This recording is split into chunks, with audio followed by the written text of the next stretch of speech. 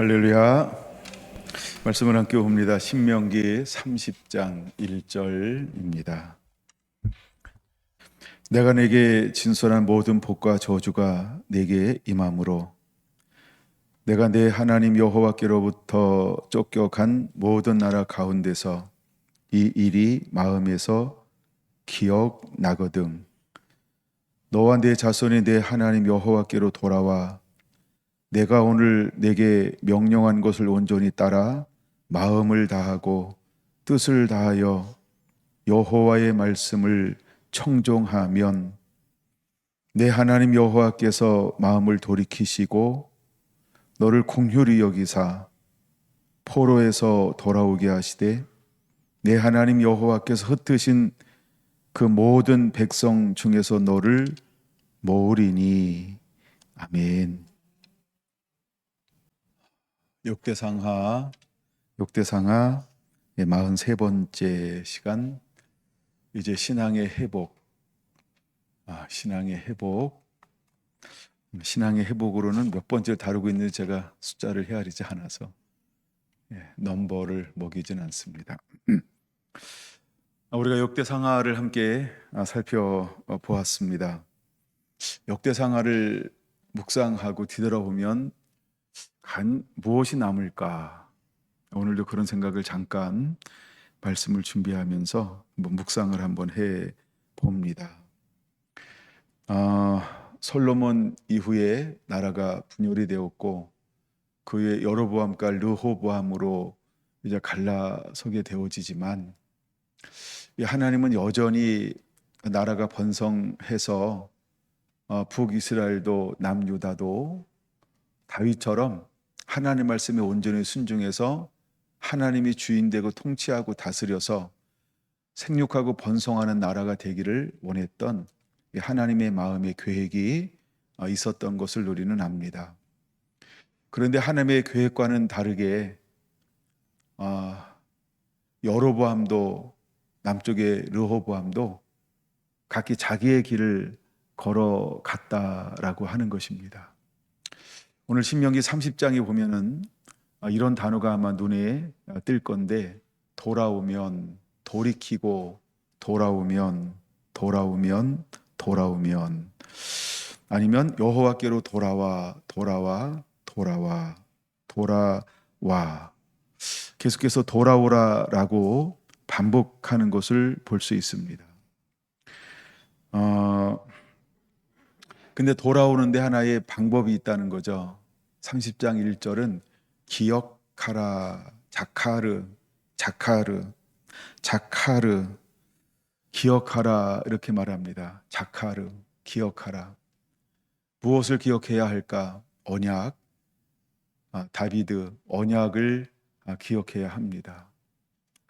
하나님의 언약을 기억해서 말씀을 기억해서 돌아오라라고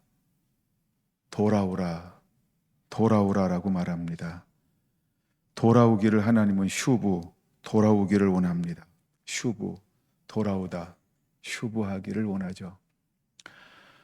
근데 그 근간이 되는 것은 무엇이냐 하면 언제나 쉐마라고 하는 거예요. 누가 돌아올 수 있을까? 쉐마, 듣고, 들으면 들으라, 듣고 돌아오라, 이렇게 말씀하고 계신다라고 하는 것입니다. 이게 역대기 왕들을 통하여 우리에게 보여주고 있는 것입니다. 한 350년, 340여 년 동안 하나님께서 보여주기 원했던 것이 무엇일까? 언제나 돌아오기를 원했던 아버지의 마음, 무엇을 기억하고 언약을 기억하고, 그래서 하나님은 중간중간에 하나님의 말씀을 붙잡았던 왕들을 세우셨어요. 우리는 이 왕들을 개혁의 왕들이다 이렇게 부르고 있죠. 그 이후에 포로로 끌려가고 70년, 하나님은 그 속에서도 이스라엘 가운데 하나님의 사랑을 보여주죠. 무엇을 통해서? 선지자를 세우는 것이 하는 사랑을 보여주는 거예요. 두 번째는 그 나라들이 이제 어떤 정책을 쓰냐 하면 타국인도 인재는 등용한다. 이런 정책을 쓰게 하나님이 통치하시는 거죠. 그래서 우리가 아는 것처럼 다니엘은 최고의 자리, 왕 말고 최고의 그 다음 가는 최고의 자리까지 올라가는데 4명의 왕, 뭐 비공식적으로는 6명의 왕이죠. 그렇게 70년 동안 포로로 끌려가고 나서 70년 동안 그 자리에서 섬기도록 하나님이 은혜를 부어 주신다라는 거예요. 야, 70년 살기도 힘든데 70년 동안 그 자리에 있다. 얼마나 건강할까요? 얼마나 정정할까요? 얼마나 하나님의 은혜가 넘칠까요? 그래서 우리가 언약 안에 살고 순종 안에 살면 강건케 한다라고 하는 이 신명기 28장의 복을 그대로 누렸던 사람 중에 한 사람이 누구라고요? 다니엘이었다는 거예요. 근데 저는 요새 몸이 좀 비실비실합니다. 네. 하여간 이 감기가 잘 안 낫네요. 약도 먹고 하여간 나름대로 하는데 멍도 때리기도 하고 막 그렇게 하죠. 근데 약간 다니엘 묵상하면서 나하고 뭔가 다르구나. 약간 그런 생각을 한번 해봅니다. 그 다음에 또 이제 다니엘 다음에 또 그 다음에 높아졌던 사람들이 누구일까요?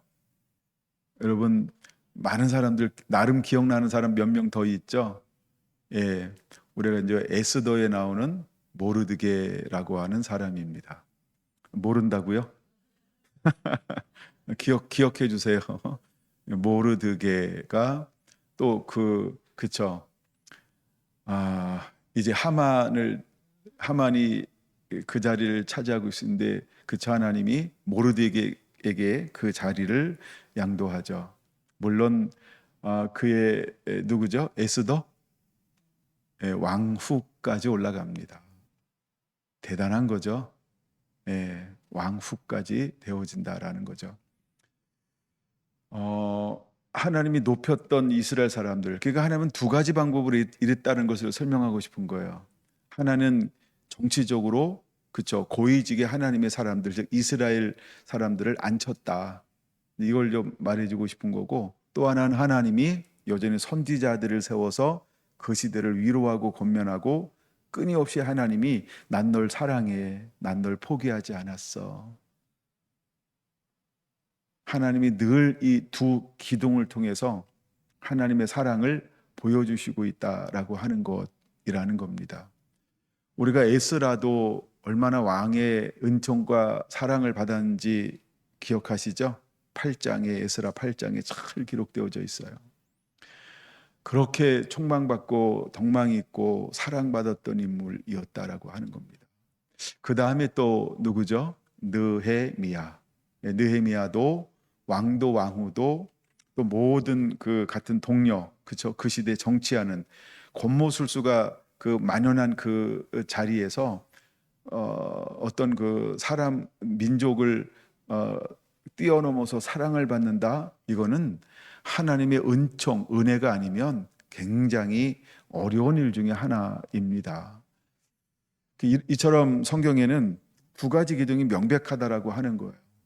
하나님께서 포로로 끌려갔을 때 세웠던 여러 선지자들을 통해서도 우리에게 분명히 말씀해 주고 있는 것 보여주잖아요.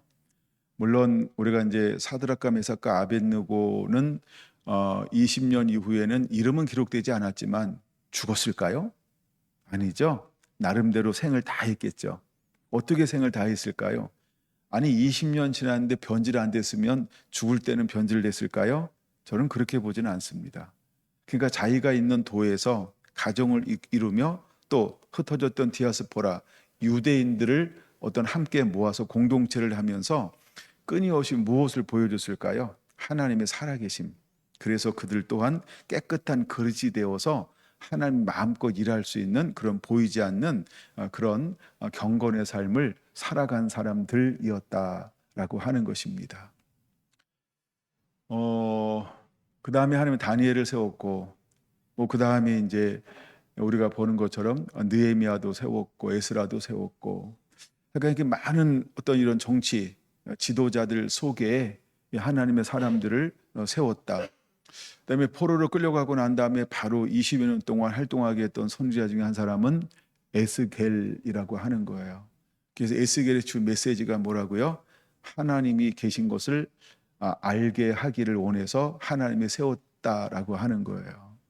얼마나 위로가 되는 거예요. 얼마나 격려가 되는 거예요.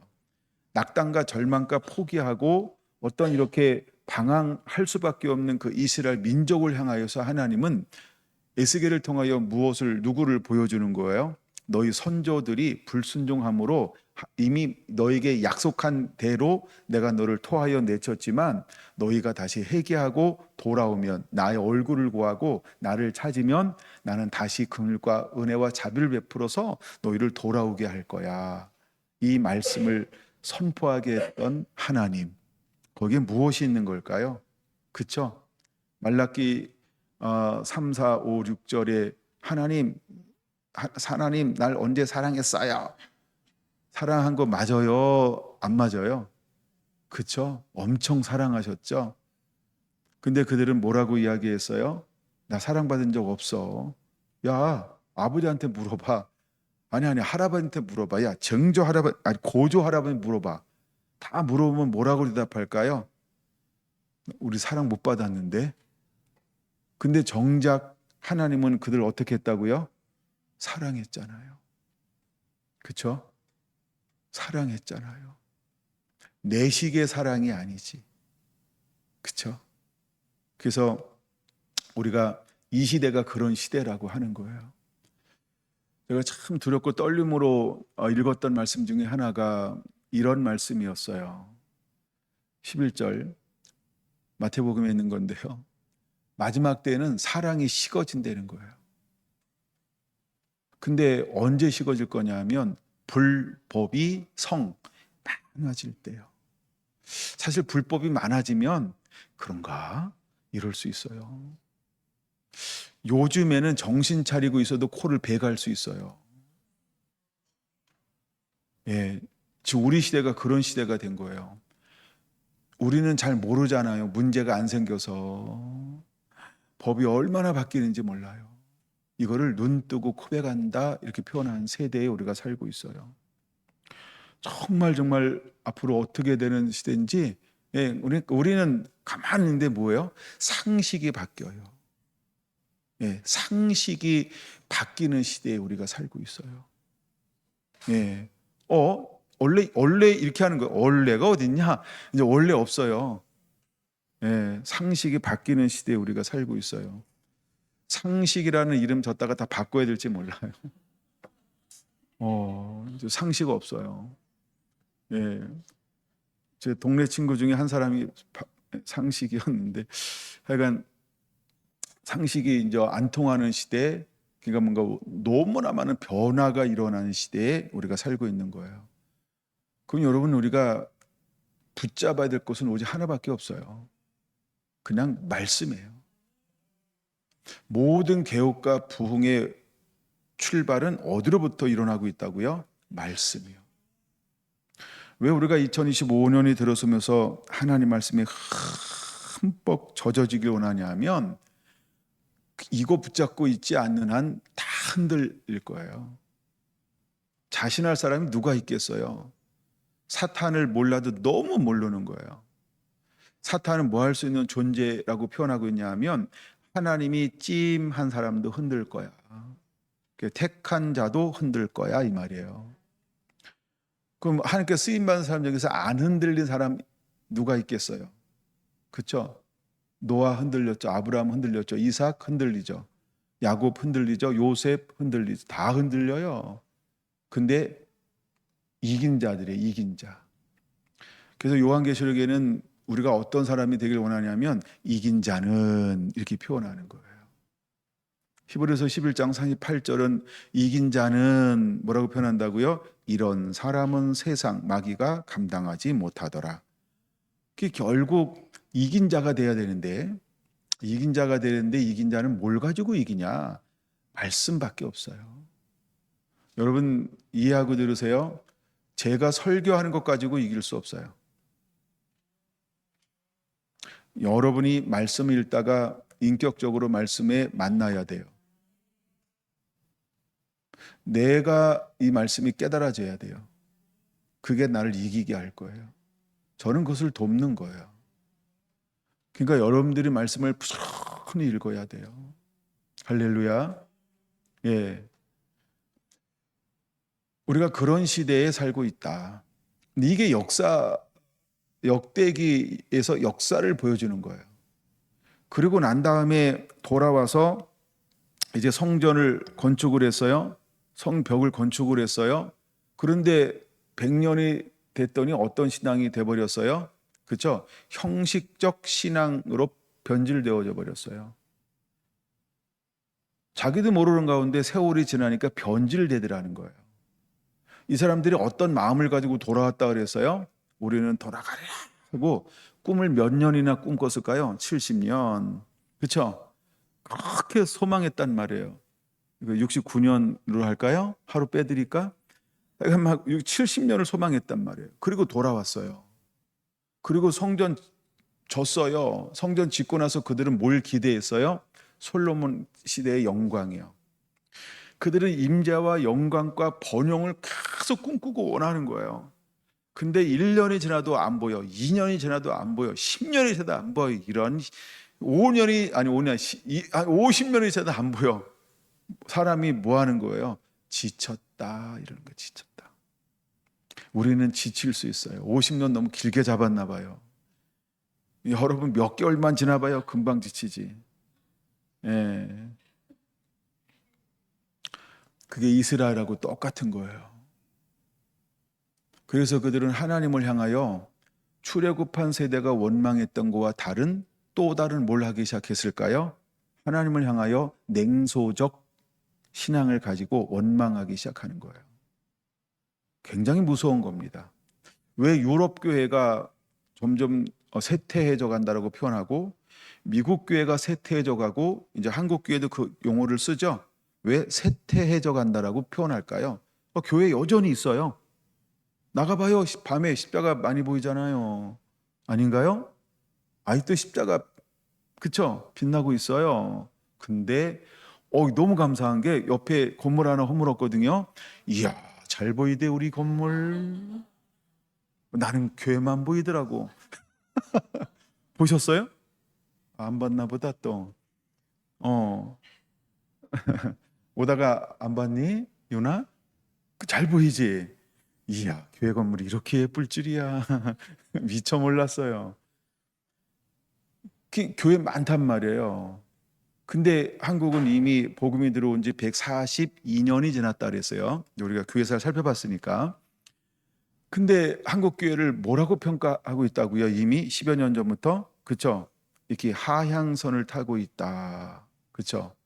그래서 교회 안에 들어오면 자꾸 싸운다. 뭐 이런 거. 그렇죠? 그다음에 자꾸 하면 이런 게 뭐냐면 이제는 냉소적으로 가고 변질되어져 가고 있다라고 하는 거예요. 이미 우리 한국 교회도요. 다른 세력이 그러니까 어떤 이름을 다른 복음이 한국 교회에 얼마나 많이 들어와 있는지 몰라요. 다른 복음이요. 우리가 정치적으로 절대 안 바뀌는 복음의 사람들이 목사야. 신학자고. 학자들이고 연구소 설립해서 다 세미나 인도하고 있고. 이야. 이게 교회예요. 교회. 다른 얘기가 아니고요. 교회 이름으로 뉴스 미디어 만들어 가지고 교회 까발리는 뉴스도 있죠. 이름도 될까요? 다 알잖아요. 그러니까 이게 교회 이름으로요. 교회 안에 얼마나 사탄질을 하는 사람들이 많은지 몰라요. 개혁한다라고 하는 개혁하는 사람 난 진짜 개혁하는 줄 알았어요. 근데 이미 이제 어느 정도 시간 지나고 나서 다 드러났잖아요. 이 사람들이 그쵸? 한국 교회를 작용화시키고 말아먹고 있구나. 그런 거예요. 근데 어떻게 보면 바른 소리 같은데 그들은 신본주의는 안 세웠어요. 개혁하는 사람이요. 잘 보아야 돼요. 전부 인본주의를 세웠지. 잘 모르시나 봐요. 제가 젊을 때죠. 그때 한참 한국에 이제 이런 단체들이 일어나기 시작을 했으니까 너무 좋은 줄 알았어요. 왜? 제 눈에도 뭐가 보였어요? 교회가 저러면 안 되는데 보이잖아요. 저러면 안 되는 거. 근데 시간이 지나놓고 보니까 그들이 주장하고 하려고 했던 것들이 무엇을 만들어냈어요? 인본주의 교회를 만들어낸 거예요. 신본주의 교회를 안 만들었다는 거예요. 그럼 이 사람들은 개혁한 거예요. 자기가 하고 싶은 것을 이름을 빌려서 한 거예요. 그러니까 이걸 우리는 다른 복음 이렇게 표현하는 거예요. 그 다른 사상이 교회에 들어와 버렸어요. 그래서 요즘에 교회 10명 중에 몇 명이 신본주의를 가지고 있는지 몰라요. 예. 설교 그럴듯하게 합니다. 강의요? 그럴듯하게 합니다. 예. 목회요? 그럴듯하게 합니다. 예. 근데 정말 하나님만 사랑할까? 그쵸? 어떤 사상 이야기가 딱 나오잖아요. 바로 정체성이 드러납니다. 예. 김현지 건드리면 바로 이렇게 정체성이 드러나는 것처럼,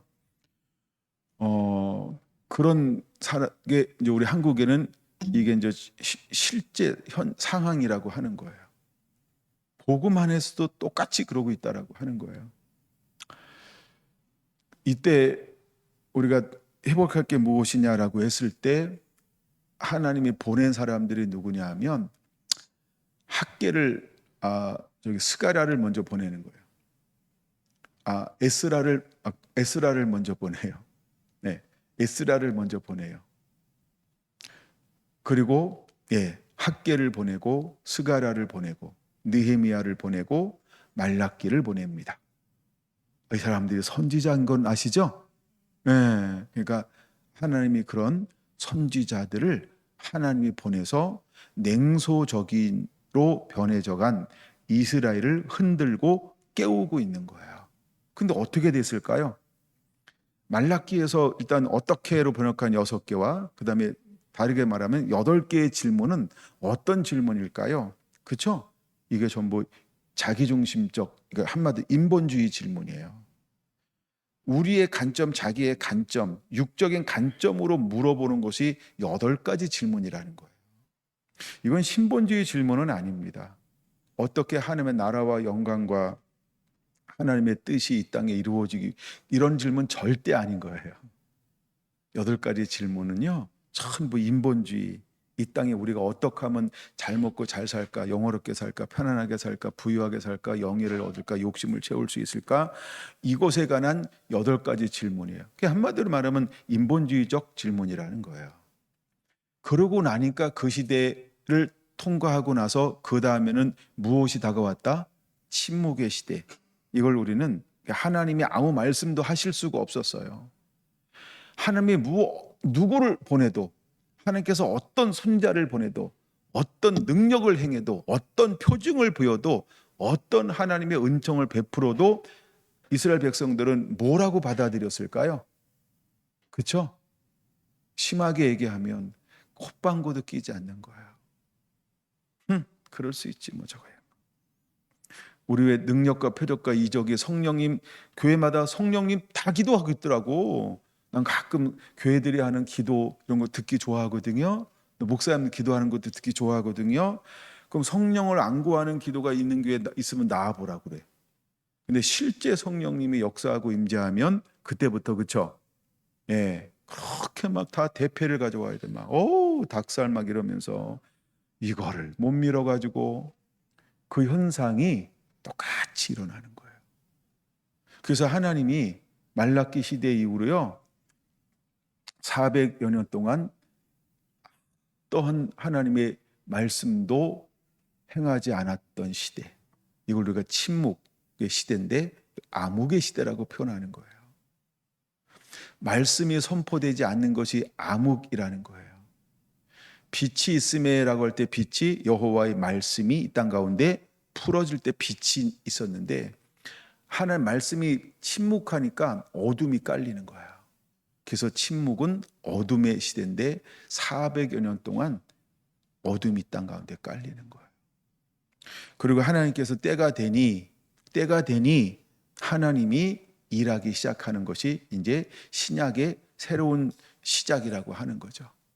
그렇게 약속했던 누가 오는 거예요? 메시아, 기름 부음 받은 자, 그리스도, 그분, 누굴까요? 예수, 예슈아. 그분이 이 땅 가운데 오시는 거예요. 그러면 예슈아가 이 땅 가운데 오셨을 때 이 땅의 사람들은 그를 너무 좋아했겠죠? 400년 동안 굶주려 있었잖아요. 아무도 환영하지 않았다는 거예요. 그래서 하나님의 천사가 문틈에 양 문틈에 잠자던 그 목자 몇 명을 깨웠어요. 발로 찼을까, 툭툭 건드렸을까, 일어났어요, 막 이랬을까. 예, 그래가지고 경배하게 하는 거예요. 그러고 난 다음에 그 목자들은 어디 갔을까? 다시 양 틈에 양 지키러 갔다. 이건 조크입니다만 어떤 사람도 예수님이 이 땅에 오심에 대해서 정말 다 그렇게 사모하는 줄 알았어요. 다시 이제 구약으로 돌아가 볼게요. 70년 동안 포로로 갇혀 있다가 돌아오면 정말 돌아가서 진짜가 회복할 것처럼 생각했단 말이에요.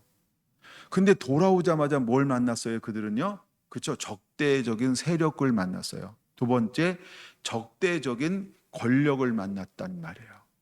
그랬더니 그들은 그렇게 70년 동안 뜨겁게 달구었던 그 열정과 열망을 그들은 진행했을까요? 침노했을까요? 아무도 침노하지 않더라 뭐. 어쩌면 이 시대가 그런 신앙일지 모른다는 거예요.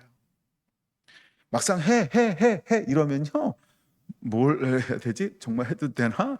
이러면서 전부 주저할지 몰라요. 근데 하지 마 할 때는 뭐처럼 보여요? 열정 있는 것처럼.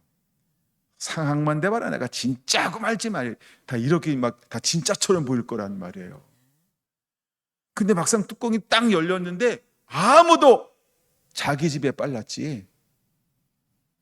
그쵸?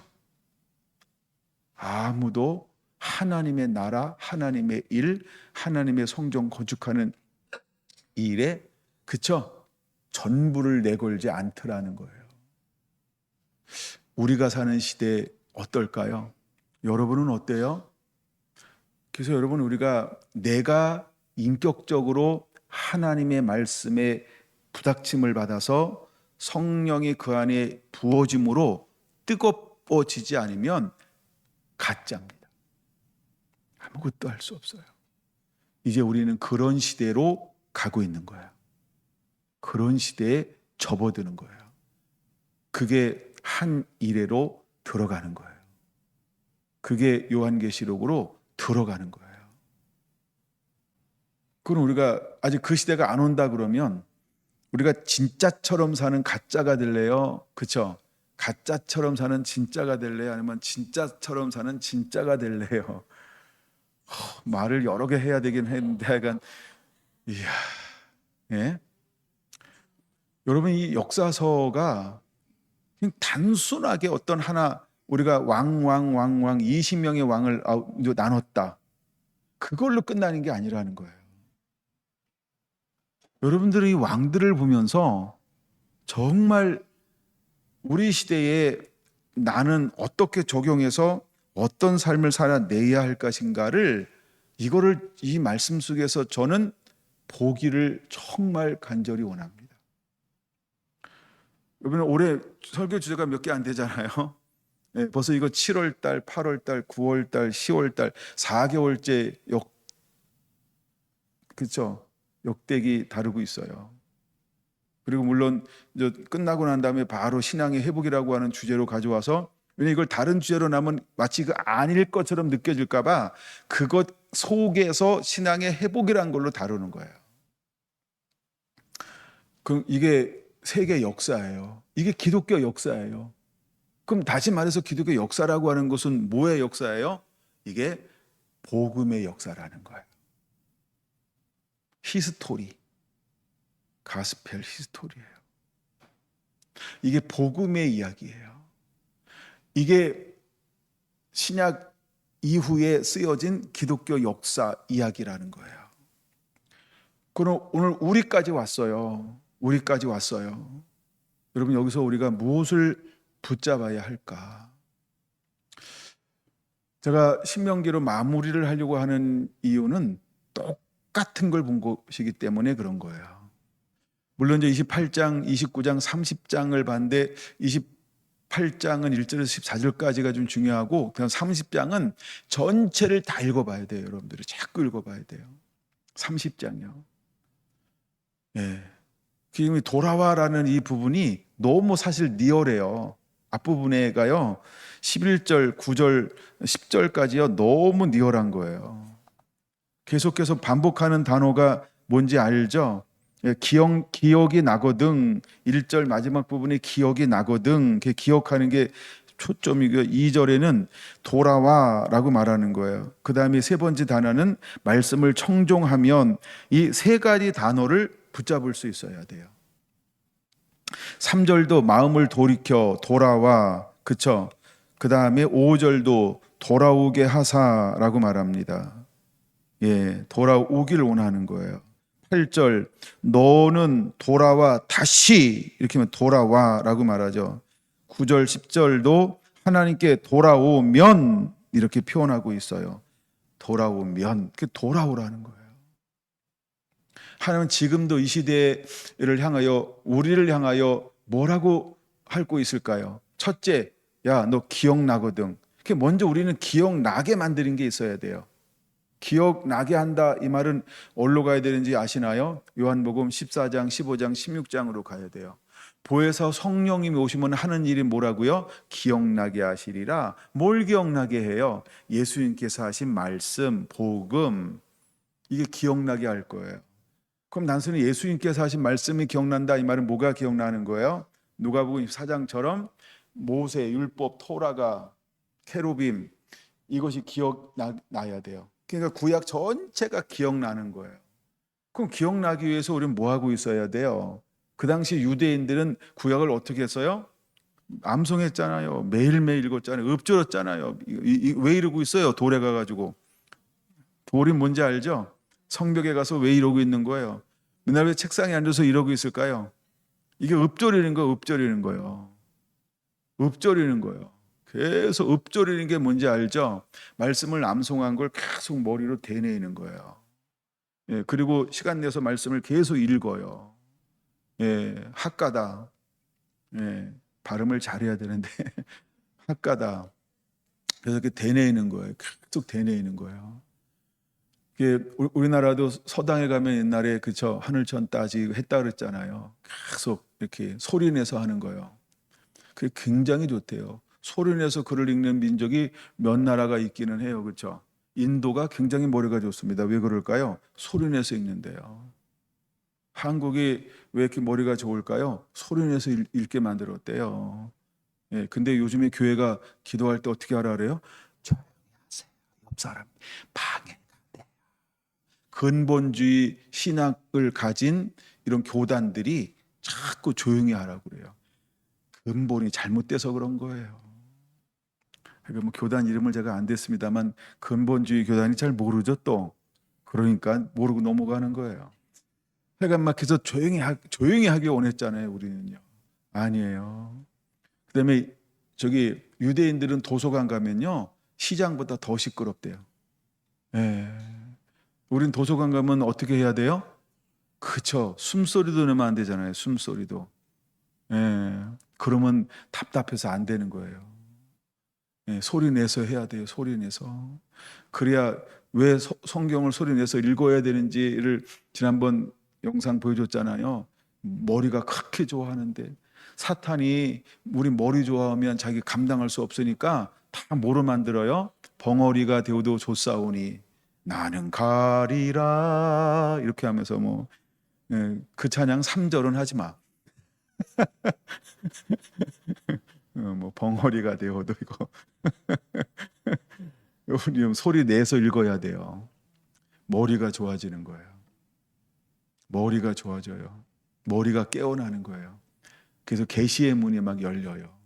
그러니까 한국 사람들이 머리가 좋고 인도 사람이 머리가 좋고 유대인들이 머리가 좋대. 이스라엘 사람들이. 그 이 공통점이 뭐냐 그랬더니 거기는요 시끄럽대. 뭔 조용히 안 하고 소리내서 하냐 글을. 이래서 글을 어떻게 한다고요? 소리내서 읽어야 된다. 예. 그래서 하여간 성경을 우리가 읊조리는 거, 소리내서 읽는 거, 이거 해야 된다라고 하는 거예요. 쉐마, 신명기 6장 4절, 이스라엘아 들으라 이렇게 말합니다. 듣는 것으로부터 시작이 되는 거예요. 근데 어떻게 들을 수 있어요? 아니, 엄마가 소리를 내야 딸도 듣고 아들도 듣고, 그렇죠, 그렇죠. 예, 아들도 듣고, 그렇죠. 예. 근데 뭐, 예, 아이고 눈이 안 보인다, 야 이러면서 눈으로만 읽고 막 이러면, 그렇죠. 딸은 뭐만 생각할까요? 아이고, 그렇죠. 우리 아버지 눈이 안 좋아지셨구나. 이러고, 네, 소리를 내야 돼요. 소리를 내는 거예요. 이게 핵심 중에 핵심입니다. 쉐마 이스라엘 들으라. 굉장히 중요한 거예요. 이거 성경을 제가 거의 다 찾았어요. 듣다, 듣고, 들으라, 들으니, 막 여기 막 빼곡하게 적어놨어요. 막 얼마나 많은지 몰라요. 신명기에. 여러분들도 그렇게 공부해 보시기 바랍니다. 왜 들어야 하는가? 예, 그게 이제 제가 첫 번째 다루려고 했던 부분입니다. 그냥 뭐 공부는 나 혼자 하고요. 생각나는 걸로 가겠습니다. 신명기 8장은 핵심 중에 핵심입니다. 신명기 8장은 핵심 중에 핵심이에요. 왜 핵심이냐면 1절, 내가 오늘 명하는 모든 명령을 너희는 지켜 행하라. 그리하면 너희가 살고 번성하고 여호와께서 너희 조상들에게 맹세하신 땅에 들어가서 그것을 차지하리라. 내 하나님 여호와께서 이 40년 동안에 내게 강야의 길을 걷게 하신 것을 기억하라. 기억하라. 중요하다 그랬어요. 자카르. 기억하라. 자카르. 기억해야 합니다. 이는 너를 낮추시며 너를 시험하사 내 마음이 어떤한지 그 명령을 지키는지 안 지키는지 하려 하심이라. 여러분, 이 말씀 속에 나머지 구약 전체가 들어가 있지 않나요? 이 말씀 속에 암흑시대가 들어가 있지 않나요? 이 말씀 속에 신약, 예수님의 초기 사역이 들어가 있지 않나요? 이 말씀 속에 사도행전이 들어가 있지 않나요? 이 말씀 속에 사도 바울의 모든 서신서가 들어가 있지 않나요? 이 말씀 속에 계시록, 묵시록, 요한계시록이 들어가 있지 않나요? 그걸 볼 수 있어야 돼요, 여러분들이. 이 2절 말씀 속에 이게 전부 들어가 있다는 거예요. 왜 하나님은 8장에서 이 말씀을 하고 있을까? 이 말씀이 제 2세대에게만 필요한 줄 알았단 말이에요. 근데 이 8장의 말씀은 모든 세대에, 그 다음에 그렇죠, 시대를 뛰어넘어 오늘에도 이 말씀이 필요하다라고 하는 거예요. 우리는 기억해서 이것을 기억하라는 거예요. 왜 하나님께서 우리에게 여러 가지 삶의 환경을 주었을까? 너를 낮추시고 시험하사 여호와의 말씀을 청종하는지 청종하지 않는지 시험하시기를 원하셨던 하나님. 그 다음에 3절로 이어지는 거죠. 우리가 떡으로 사는 것이냐 말씀으로 사는 것이냐. 여러분, 떡으로 사는 시대. 그래서 아까 얘기했던 것 중에 인본주의가 한국에 나오는 개혁, 결국 그들은 개혁한다고 해놓고 전부 어디로 갔나 보세요. 인본주의로 갔어요. 하나님의 말씀으로 간 게 아니고 어디로 갔다고요? 떡으로 갔다고요. 떡으로 갔다고요. 우린 그때까지 열매가 안 나타났으니까 떡으로 가는지 몰랐지. 예.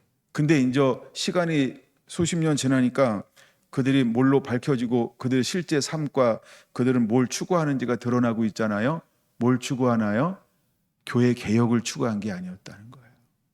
교회 개혁이라는 이름을 빌린 거지. 그리고 그들은 더 철저한 인본주의로 가버렸어요. 야, 나 참 그게 너무 무서운 거예요. 그 마지막 때에 대시적 영역이 세 가지가 있어요. 은사 중에. 고린도전서 12장에 나오는 9가지 은사가 있죠. 그중에 계시적 은사가 3가지가 있어요. 첫째 지혜의 말씀, 둘째 지식의 말씀, 세 번째가 뭘까요? 분별이요. 이게 계시적 은사입니다. 여러분, 오늘처럼 계시적 은사가 필요한 시대가 없어요. 그러므로 여러분들이 은사를 사모할 때 은사 사모하세요. 달라고 그러세요. 지혜의 말씀, 지식의 말씀, 영 분별력이요. 우리 영의 분별력을 가지고 있어야 돼요. 영 분별력을 가지고 있어야 돼요. 지식으로 옳고 그름을 선별하는 것 말고 지식의 한계는요, 선악입니다. 선악은 생명이 없다고 그랬어요. 그거는 사람을 못 살려요. 그냥 자기 기준이지. 그건 자기 기준. 내 기준은 인본주의예요. 나를 기쁘게 하는 거 아니에요. 나 좀 맞춰봐. 그러고 사는 거 아니에요.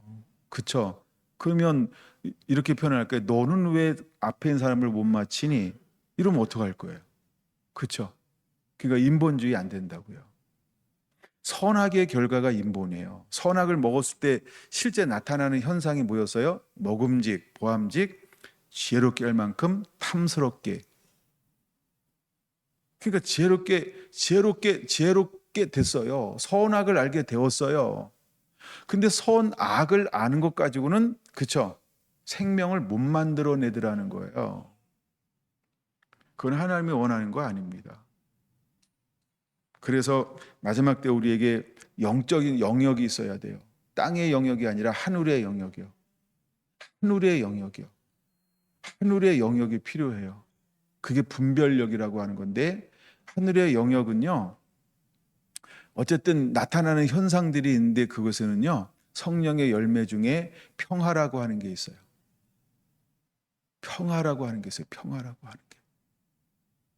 하여간 그런 은사들이 발산되어질 때, 하여간 모두에게 다 그렇게 느껴질지 모르겠습니다. 그러나 하여간 하늘의 영역에 은사들이 분명히 존재한다. 그러므로 여러분들은 그 은사들을 더 사모하시게 되길 바랍니다.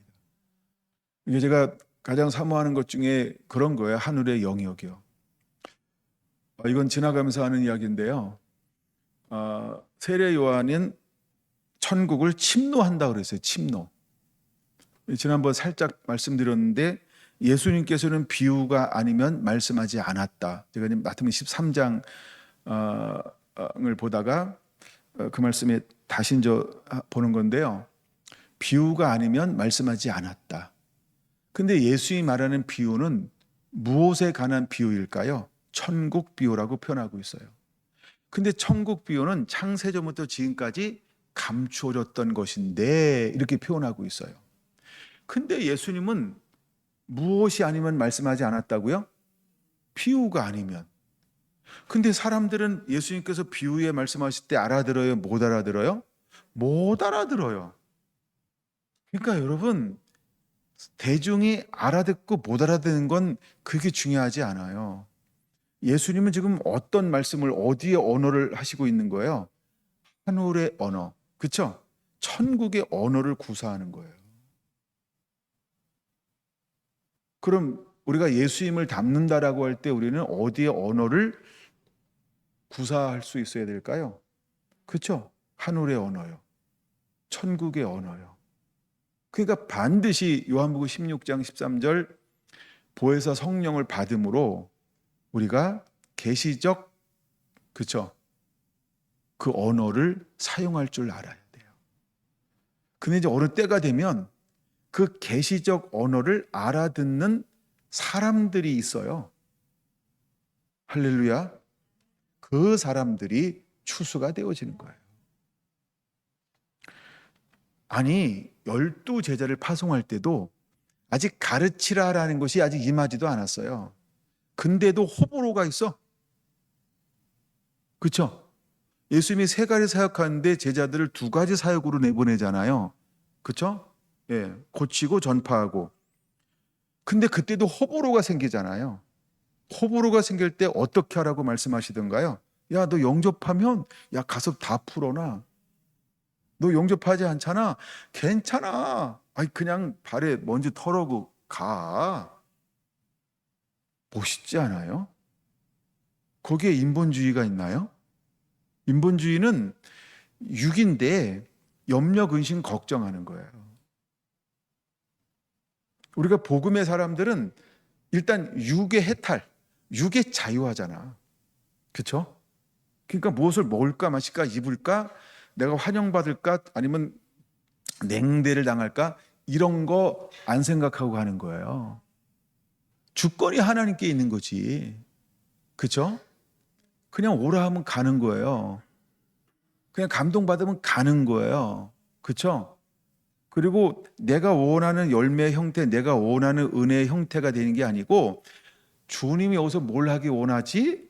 그쵸? 야, 넌 거기 가서 개다리 춤만 추고 와라. 이 말이 무슨 말이냐면, 넌 실패만 하고 와라. 이렇게 하나님께서 말씀하신, 난 딱 한데 실패만 했어. 내가 볼 때 개다리 춤만 추고 와서. 아니 뭐 목사가 가가지고 개다리 춤만 추고 오냐. 아우 진짜 이럴 수 있어요. 그렇죠? 근데 왜 거기 갔는데 딴 데는 개다리 춤 춘 적이 없거든? 근데 왜 거기 가니까 개다리 춤만 추라고 그럴까요? 몰라 나는. 그쵸? 근데 그걸 통하여 누가 일하시는 거예요? 아니, 내가 하고 싶은 일을 하는 게 아니고 그시해 주시는 하나님이 일하고 싶은 것을 그 속에서 나를 통해서 하나님은 하고 싶은 거예요. 할렐루야. 베드로와 백부장이 있어요. 누가 더 나은 사람일까요? 평균적으로 베드로가 훨씬 낫지. 그쵸? 백부장은 이방인이잖아요. 근데 어느 날 예수님께서 믿음을 두 사람 가지고 비교하기 시작을 했어요. 그쵸? 기가 막힌 비유가 시작되어진 겁니다. 백부장을 딱 만났는데 그를 향하여 예수님께서요, 정말 막 이가 막 득득 갈릴 만한 그 언행을 하셨어요. 이건 막 뉴스 톱에 나옵니다. 탑 뉴스예요. 뭐라고 얘기했다고요? 이방인인 백부장이 우리 유대인보다 믿음이 더 크대. 누가 말씀하셨어? 예수님이. 대서특필 일면에 탁 나옵니다. 이게 유대인의 자존심이 이걸 허용을 못해요. 근데 빛이요 진리요 생명이신 예수님께서는 백부장을 딱 만나고서 뭐라고 발설하기 시작하신 거예요? 야, 내가 지금까지 이만한 믿음을 만나본 적이 없다. 그러면 싸잡아서 누구를 지금 비하하고 있는 거예요? 이거 희롱죄예요. 예수님 그쵸? 도망갈 가능성이 있으니까 구속시켜야 돼요. 뭐 예수님은 찾으면 안 보여. 그러니까 도망갈 가능성이 있으니까 구속감이에요. 유대인들의 자존심에 의하면 그쵸? 이건 그 당시 굉장히 빅뉴스였다는 거예요. 근데 오히려 유대인이었던 그것도 수제자라고 말하는 제일 먼저 불렀던 전부를 버리고 쫓아왔던 베드로를 향하여 예수님은 그 믿음을 한번 평가하는데 그 믿음을 뭐라고 평가했어요? 에게게. 그쵸? 예. 아니 그 베드로를 향하여서 예수님이 뭐라고 평가했다고요? 이야, 이건 자존심 상할 일이죠. 그쵸? 내가 평생을 율법으로 잔뼈가 굵었는데, 야, 우리 모세오경 암송대 한번 해볼까? 거기 막 다 쓴다, 줄 다 쓴다, 막. 한두 명 쓰는 게 아니고, 뭐 장로님만 나오는 게 아니고, 막 다 나온다, 다 나온다, 막. 그쵸? 이 사람들은 막 율법을 달달달달달달 외우고 있어요. 근데 정작 필요한 믿음이 필요할 때 그 말씀을 통해서 믿음을 만들어내는 이 작업은 누가 잘 못해요? 유대인들이요. 그러니까 이 사람들은 형식적인 거예요. 아직도 율법 안에 갇혀 있는 거예요. 아직도 뭔가 자유롭지 않고 뭔가 부자연스러워요. 근데 저 이방인이 그쵸? 이방인은요, 이들과 같지 않아. 이들과 뭔가 다른 걸 가지고 있어. 근데 예수님이 둘을 평가하는데 너무 차이나게 평가를 해버렸어요. 이거 어떻게 감당하실래요, 여러분? 나를 향한 평가 아니라고 너무 편안하게 앉아 계신지 그건 아닌지 모르겠어요. 그러니까 성경에 보면 너무너무 놀랄 만한 일들이 많은 거예요. 이게 예수님 사역이었어요. 예수님은요, 어둠을 드러내실 거예요.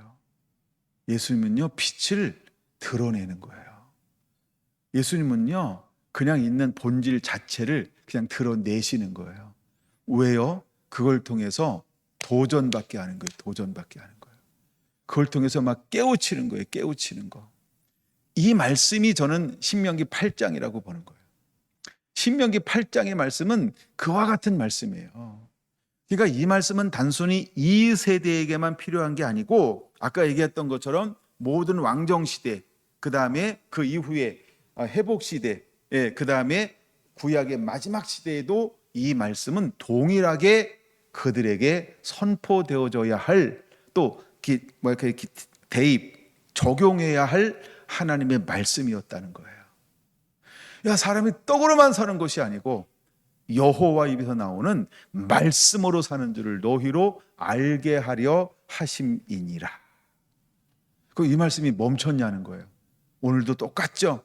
여러분, 우리는 여호와의 입에서 나오는 말씀으로 사는 것, 이 비밀을 깨닫는 은혜가 있게 되기를 원합니다. 그런데도 보세요. 40년 동안 하나님은 그들을 방치했을까요? 무지 사랑해 주었을까요? 그 다음 절 뭐라고 말하는지 아세요? 4절 보니까 8장 신명기 8장 4절 이 40년 동안에 내 의복이 헤어지지 아니하였다. 와, 이런 옷 있으면 그쵸? 유행 따라 사는 것이 제멋이지만 모든 이 의류 판매 이런 회사들이 다 망했을 거예요. 한 번 맞추면 40년 입는다. 여러분들도 그렇게 입고 계신가요? 이야, 그렇구나. 나는 저 김지석 씨아님만 그렇게 하는 줄 알았더니 1년에 한 개나 두 개는 계절별로 사셔야 돼요.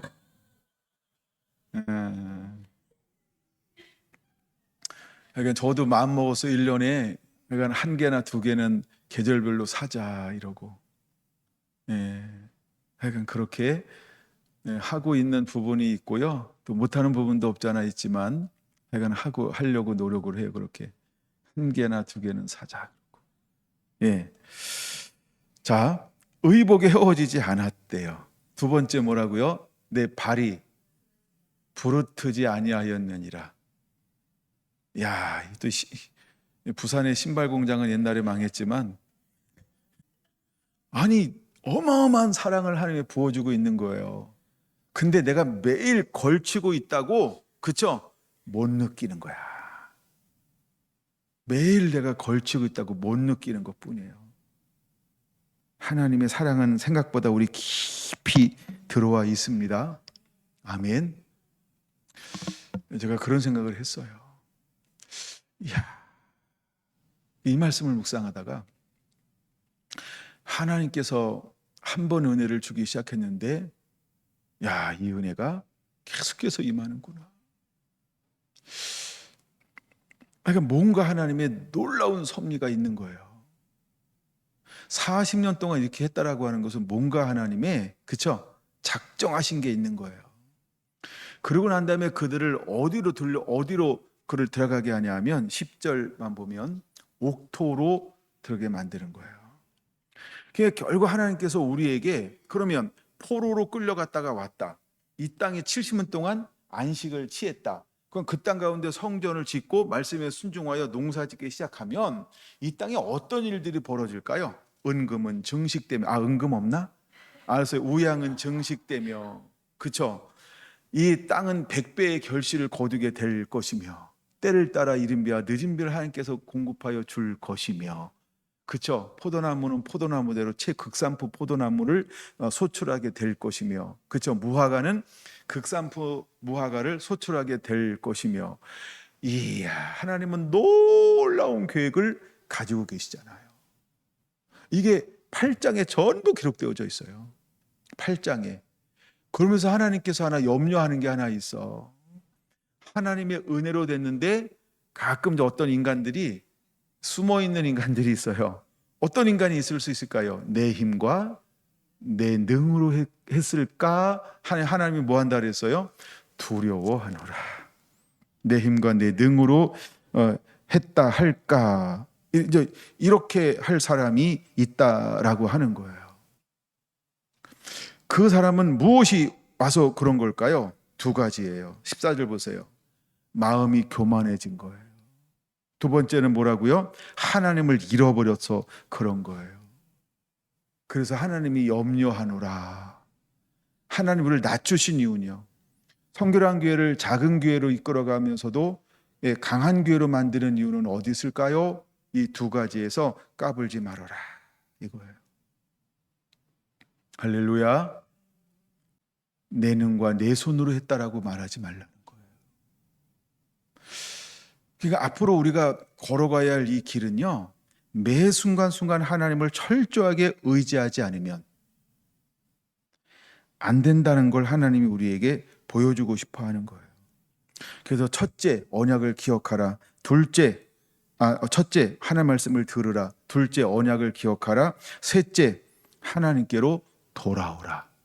그래야만 하나님께서 어떻게 하신다고요? 우리 마음에 할례를 해주실 것이다.